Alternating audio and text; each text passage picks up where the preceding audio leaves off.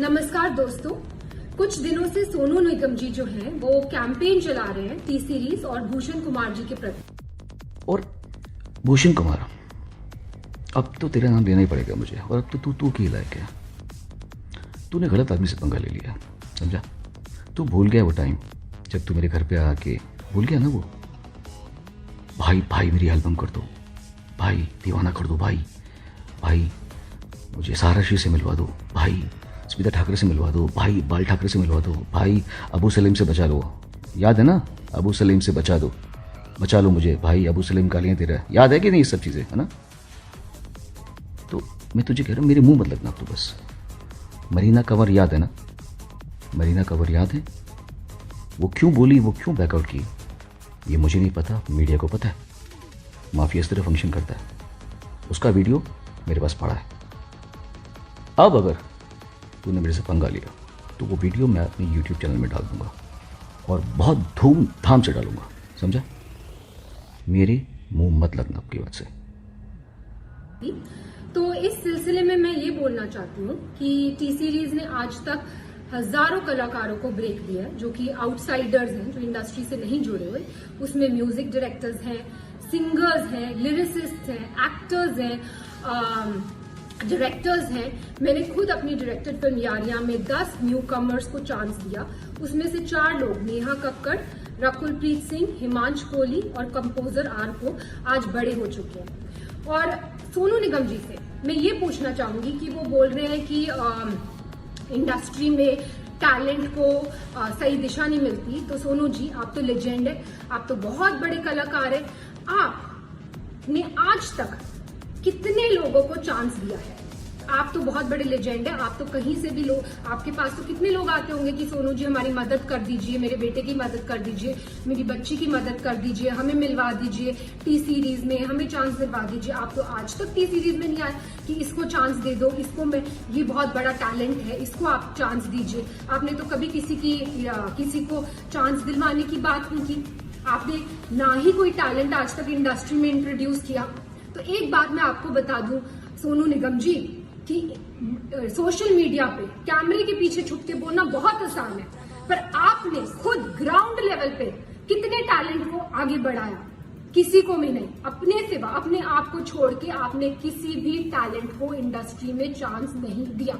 और आज आप हम पर ब्लेम कर रहे हैं कि हम लोगों को चांस नहीं देते, जबकि 97% लोग जो कि टी सीरीज में काम कर रहे हैं आज की डेट में, आप देख लीजिए, वो आउटसाइडर्स है, वो इंडस्ट्री किड्स नहीं है, उनका इंडस्ट्री से कोई भी लेना देना नहीं है। फिर भी हम उनको नए टैलेंट को ढूंढ रहे हैं और उनको चांस दे रहे हैं।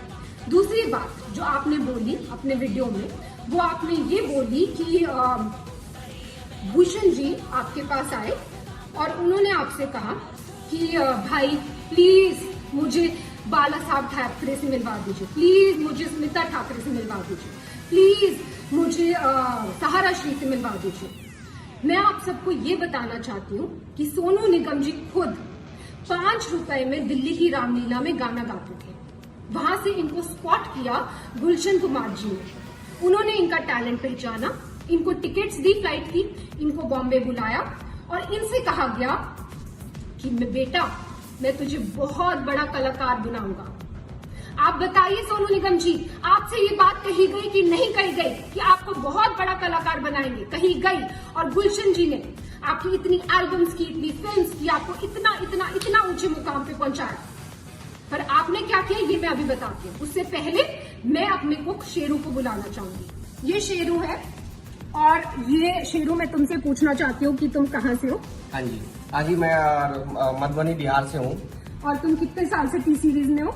मैं 1988 से मैं टी सीरीज में हूँ।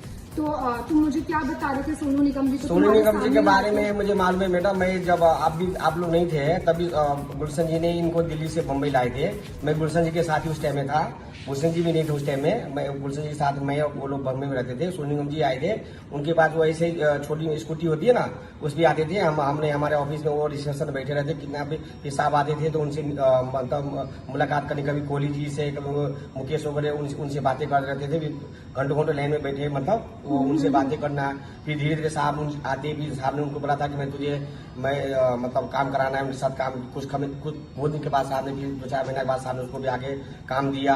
बहुत सारे एल्बम बनाए, बहुत फिर फिल्मों में चांस दिया। बेवफा सनम वगैरह बहुत हिट हुए उस टाइम में। तो उनका बहुत बड़ा नाम बन गया। बहुत बड़ा नाम हो गया। मतलब जब से मतलब ये जो भी है आज, ये जो भी है सब गुलशन जी की वजह से ही है मेरे हिसाब में। सोनू जी की आप जानते होंगे, ये हमारे घर के कुक है और 88 से ये हमारे घर में। एनीवेज, अब मैं ये बताना चाहती हूँ कि 1998 में जब टी सीरीज की फैमिली के साथ ये हादसा हुआ था और गुलशन कुमार जी को खत्म कर दिया गया था, तब सोनू निगम जी ने क्या किया? तो सोनू निगम ने सोचा कि अब तो टी सीरीज का क्या होगा, टी सीरीज का तो कोई करता धरता है नहीं। नन्नू यानी कि भूषण कुमार, जो कि गुलशन कुमार जी के बेटे हैं, वो तो सिर्फ 18 साल के हैं, उनको तो कुछ आता धोता है नहीं। वो तो खुद ही मेरे पास आके हेल्प कर रहे हैं, मांग रहे हैं कि भाई मुझे इससे मिलवा दो, मुझे इससे मिलवा दो। वो तो किसी को इंडस्ट्री में जानते नहीं है। तो ये कंपनी तो खत्म होने वाली है, तो भाई मैं पहले अपने आप को सेफ गार्ड करूँ। तो इन्होंने जाकर एक दूसरी म्यूजिक कंपनी के साथ, इनकी मतलब कोई भी वो नहीं थी, कोई भी इनको थैंकफुलनेस नहीं थी कि टी सीरीज ने मुझे इतना आगे बढ़ाया। आज टी सीरीज फैमिली में इतनी बड़ी प्रॉब्लम आई है तो मैं इनके साथ खड़ा रहूं, मैं भूषण की हेल्प करूं और उसको मिलवाऊं लोगों से। रादर ये तो खुद दूसरी कंपनी के साथ जाकर इन्होंने एल्बम कर ली और भूषण इनके पास आकर मदद मांग रहे हैं कि भाई मुझे ये कर दे, वो कर दे। और इस मदद का एहसान ये आज जता रहे हैं, वीडियो बनाकर जता रहे हैं कि तूने मुझसे ये मदद मांगी। एनीवेज, तो भूषण जी ने इनसे मदद मांगी कि भाई प्लीज मेरे लिए दीवाना एल्बम कर दो, क्योंकि ये तो भाई पूरी तरह से एहसान फरामोश होकर दूसरी कंपनी में चले गए थे। और इन्होंने जब अब इन्होंने एटीट्यूड दिखाया कि वो मेरे सामने आए, मुझसे मदद मांगे, और मदद इन्होंने करी भी और उसका भी एहसान जता रहे हैं। इन्होंने दीवाना एल्बम कर दी, ठीक है। फिर उसके बाद इन्होंने जो वीडियो में दूसरी बात कही वो ये कही है कि भूषण जी ने इनसे मदद मांगी कि भाई मुझे अब्बू सलीम से बचा लो। अब मैं आपसे ये पूछना चाहती हूँ सोनू निगम जी कि अब्बू सलीम से बचाने के लिए भूषण जी आपके पास क्यों आए? प्लीज इस बात पे तहकीकात की जाए। क्या सोनू जी के रिश्ते थे अब्बू सलीम से? डेफिनेटली थे, तभी तो वो उनके पास मदद मांगने आए। और इन्होंने खुद अपने वीडियो में बोला है कि वो उनके पास मदद मांगने आए। नेक्स्ट चीज जो मैं ये बोलना चाहती हूँ कि सोनू जी ने बोला है कि भूषण जी पे एक लड़की ने आरोप लगाया मीटू का, और उसके बाद वो आरोप वापस ले लिया गया और भूषण जी ने माफिया की चाल चली। पर मीडिया को सब पता है, मतलब भूषण जी मीटू रेपिस्ट है, लेकिन ये बात माफिया ने दबा दी। अब मैं आपको ये बताना चाहती हूँ सोनू जी कि मीटू एक बहुत ही अच्छी मूवमेंट थी जो स्टार्ट की गई इसलिए ताकि सोसाइटी में जो ऐसे लोग हैं, जो बुरे लोग हैं, उनका सफाया हो सके। पर इस मूवमेंट का बहुत सारे ऐसे लोगों ने फायदा उठाया, पैसे ऐंठने के लिए, ब्लैकमेल करने के लिए, किसी को किसी से वेंजेंस है तो किसी लड़की के कंधे पे बंदूक रख के चलाने के लिए। और ऐसे ही हमें बहुत सारी ब्लैकमेलिंग कॉल्स आई मीटू के टाइम पर।